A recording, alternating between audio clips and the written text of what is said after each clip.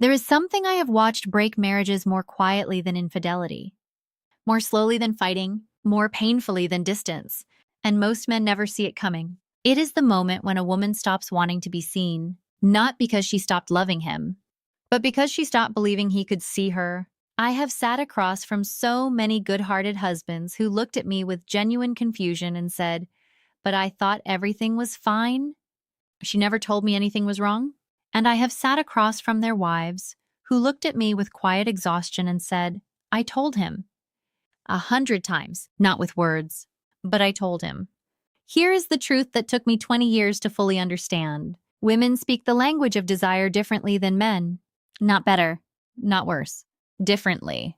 And most men, loving, loyal, well-intentioned men, have never been taught how to hear what she is actually saying. So today, I want to share with you 3 secret signs that a woman wants you intimately. Signs that most men miss completely. Signs that she assumes you will notice. Signs that, once you learn to see them, will change everything about how you move through your marriage. Not tricks. Not manipulation. Not games. Just the quiet, beautiful, ancient language of a woman's desire. Let me start with the first sign, and it might surprise you. She slows down. That sounds too simple, doesn't it? Let me explain what I mean. I worked with a couple years ago, James and Cynthia, married for 22 years, 2 teenagers, both worked full-time, exhausted, polite, drowning in responsibility. James came to see me first. He said, "I don't understand. I still find Cynthia incredibly attractive. I tell her she's beautiful. I try to initiate, but she pushes me away. She says she's tired. She says not now. She says maybe tomorrow." So I asked James a question that made him uncomfortable. "When was the last time you noticed Cynthia slow down?" He looked at me blankly. I said, "Not slow down because she finally collapsed into bed at 11 o'clock. I mean slow down on purpose, in the middle of the day, in your presence." James thought for a long time. Then he shook his head. "I don't know. She's always moving, always doing, always solving, always cleaning, planning, organizing, worrying." And that was the problem. Because here is what James did not understand. When a woman wants to be intimate with you, truly wants you, not agrees to you, not accommodates you, not gives in to you, her body does something involuntary. It slows down. Not because she is tired, because her nervous system is shifting from doing to being, from surviving to receiving, from managing to feeling. And she cannot do that if you are not slowing down with her. One evening, I asked James to try something simple. I said, "Tonight, after dinner, do not talk about schedules. Do not ask about homework. Do not turn on the television. Just sit next to Cynthia on the couch and match her breathing." He said, "Match her breathing?" I said, "Yes. If she is breathing shallow and fast, breathe shallow and fast. If she slows down, you slow down. Do not lead. Do not push. Do not initiate anything. Just breathe with her." James thought I was giving him meditation advice, not marriage advice. But he tried it, and something remarkable happened. Within 15 minutes, Cynthia's shoulders dropped. Her jaw unclenched. She let out a long, slow exhale. And then she leaned her head against James's shoulder. Not because he asked, because her body finally felt permission to rest. That was the first sign. She slowed down because she felt safe enough to want. Here's the neuroscience behind this, and it is beautiful. A woman's desire is not a switch you flip. It is a door that opens only when her nervous system shifts out of protection mode and into connection mode. When she is stressed, rushed, overwhelmed, or managing 100 invisible responsibilities, her body is flooded with cortisol. Cortisol is the enemy of desire. It literally suppresses oxytocin, the bonding hormone that makes intimacy feel warm instead of invasive. So when she slows down in your presence, when she stops checking her phone, stops organizing the pantry, stops mentally reviewing tomorrow's to-do list, that is not a coincidence. That is her body saying, "I feel safe enough to want." But most men miss this sign completely. Because when she finally slows down, when she finally sits still, when she finally exhales, most men immediately reach for her. And that sudden movement, that quick escalation, that makes her nervous system snap right back into protection mode. She was slowing down to feel safe. And he touched her like she was a destination. So here's what I want you to remember. The first sign she wants you intimately is not something she does to you. It is something she stops doing around you. She stops rushing. She stops solving. She stops managing. She just rests. And if you can rest with her without demanding more, her desire will naturally wake up. Now, let me tell you about the second sign. This one is even more subtle, and most men miss it every single time. She finds reasons to be near you without needing anything from you. I can already hear some men thinking, my wife is near me all the time. We live in the same house. That is not what I mean. I mean proximity without purpose. Let me give you an example. A few years ago, I was working with a couple named Michael and Diane, married for 30 years. Diane had started sleeping in the guest room. Michael was heartbroken. He said, she says she still loves me, but she doesn't want me near her. She doesn't even want me to touch her shoulder. So I asked Diane to describe an ordinary evening at home. She said, I make dinner. Michael sits in the living room watching the news. I call him when food is ready. We eat in silence. He goes back to the news. I clean the kitchen. Then I go upstairs and read. He comes to bed 2 hours later. That is our life. I asked Michael, when Diane is in the kitchen, where do you sit? He said, the living room. That's my chair. I said, what if you sat at the kitchen table instead? Not to talk, not to help, just to be near her. Michael looked confused. But I'd be in the way. She doesn't need me there. And that sentence broke my heart because it revealed everything. Michael thought proximity required purpose, but Diane did not want him to help. She did not want him to talk. She did not want him to do anything. She just wanted him to be near her. Here is what Michael did not understand. When a woman wants you intimately, she will create quiet, seemingly insignificant reasons to be in your orbit. She will sit on the same side of the couch instead of across from you. She will come into the garage while you are working on something, not to talk, just to stand there. She will do her reading in the same room where you are watching television. She will linger in the kitchen while you make coffee. These are not accidents. They are not habits. They are invitations. But most men miss them because they are waiting for a bigger signal. They are waiting for her to say, I want you, or to reach for them, or to light candles and put on music. And while those things do happen sometimes, they are not the first signs. The first signs are almost invisible. Proximity without purpose, nearness without need, presence without performance. Diane was not asking Michael to entertain her. She was not asking him to fix anything. She was not asking him to be different. She was asking him to be near.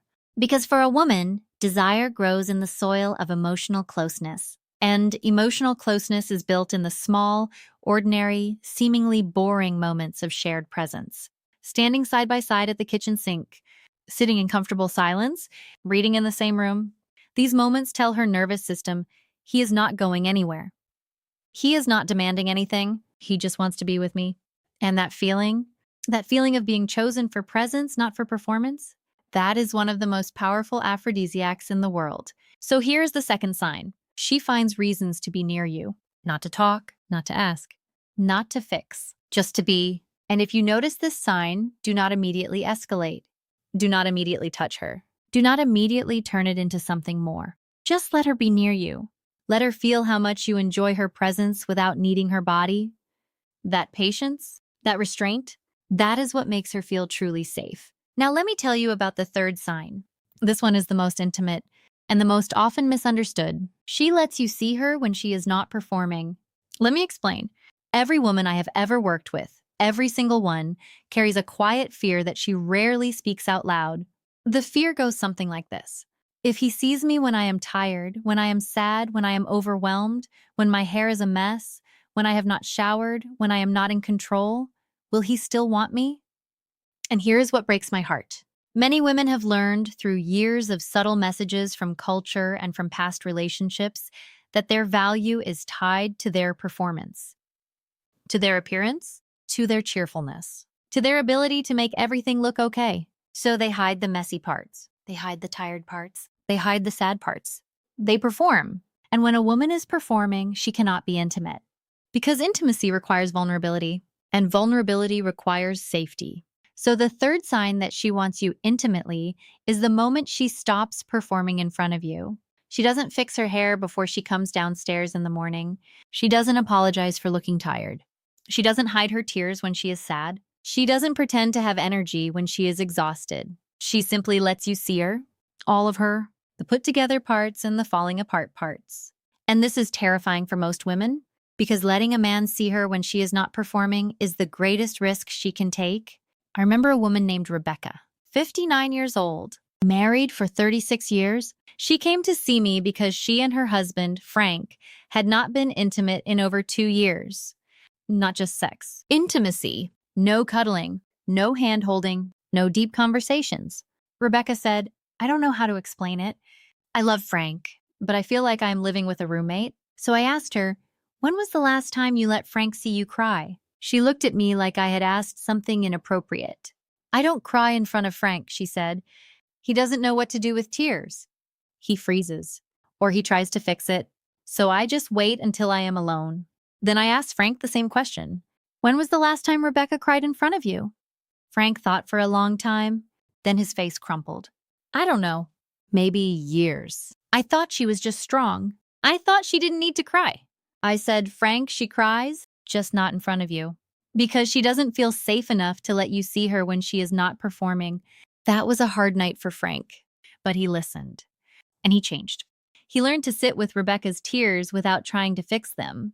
He learned to say, I am here. You don't have to be okay right now. He learned that his job was not to solve her sadness, but to hold space for it. And something shifted. Rebecca started coming to him when she was tired. When she was overwhelmed, when she was sad, she stopped hiding in the bathroom to cry. And slowly, quietly, the intimacy returned. Not because they had more sex, but because she finally felt safe enough to stop performing. Here is what I want every man watching this to understand. When a woman lets you see her without makeup, without energy, without cheerfulness, without control, she is not asking you to fix her. She is not asking you to cheer her up. She is not asking you to tell her she looks beautiful anyway. She is asking you to stay, to not recoil, to not problem solve, to not disappear, just to stay present, just to witness her, just to let her be human without needing her to be anything else. And if you can do that, if you can sit with her in her tiredness, her sadness, her messiness, her body will do something involuntary. It will relax into you because she will finally believe that you want her, not the performance, not the put-together version, not the woman who has everything under control, her, the real her, and that feeling of being wanted for who she truly is, not for what she provides. That is the deepest intimacy there is. So let me bring these 3 signs together. She slows down around you. She finds reasons to be near you without needing anything. She stops performing and lets you see her real. These are not small things. These are not coincidences. These are invitations. And if you learn to recognize them, and more importantly, if you learn to respond to them with patience, with presence, with warmth, without pressure, you will not have to chase her desire. Her desire will walk across the room and find you, because you will have become someone she finally feels safe enough to want.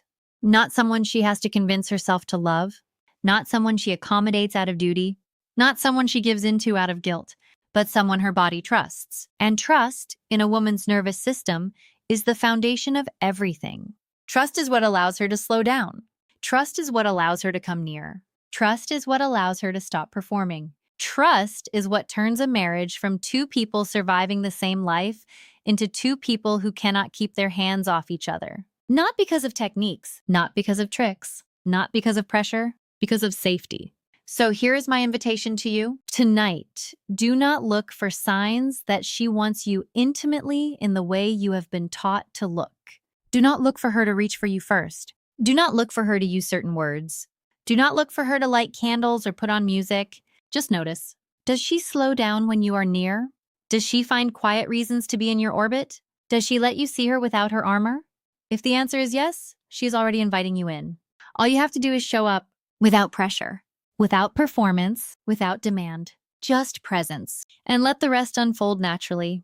Soft piano music swells gently, warm, hopeful, deeply human. If what I shared today touched something in your heart, I hope you will subscribe. Not because of algorithms, but because there are more conversations like this to share. About slowing down, about seeing each other, about the quiet, sacred work of becoming someone your partner feels safe enough to want. I will be here next time. Until then, watch for the small signs, and when you see them, do not rush. Just be near her. Just be with her. Just let her feel how much you already love her without needing anything more.